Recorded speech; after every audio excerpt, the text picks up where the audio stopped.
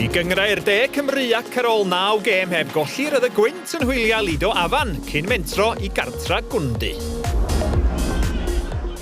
Bod Lido yn yr hanner ucha a Gwndi yn y crysa coch yn yr hanner isa, y tîm cartra oedd yn edrych gryfa yn y munuda agoriadol. Sam Brodryb yn croesi a Gareth Cullimore yn rhydd yn y cwrt i roi Gwndi ar y blaen wedi dim ond 3 munud.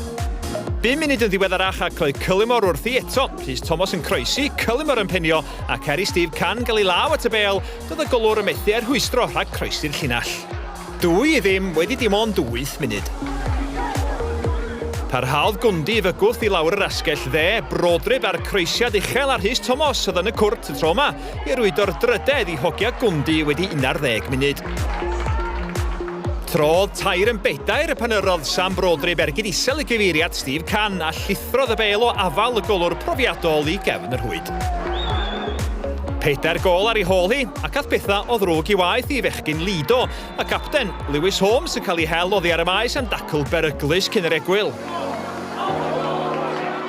1-1 yn brin, ond ar ôl troi fe darodd Lido nôl ergyd wefreiddiol gan Caid Mohamed yn cryma'n un hyfryd i'r gornel ucha wedi 53 munud.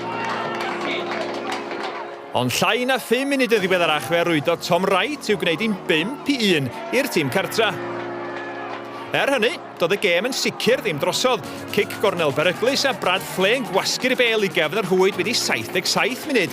A doedd y ddrama ddim ar ben. Morgan Freeman yn sgorio trydedd i 10 Lido Afan. Ond roedd Gwndi wedi gwneud digon i gipio'r pwyntiau. Afan Lido came on a good run. I think they were unbeaten in 7. First half performance from us outstanding. I think a lot of people would have struggled to live with that as they did. Obviously 4-0 up half time. Can't complain, can you?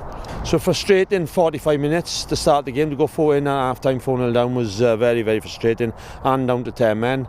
But you know, the boys showed some pride in themselves and in the club in the second 45, and you know, we come off with a 3-1 win in the second half. But doesn't take us anywhere away from what we've been performing recently.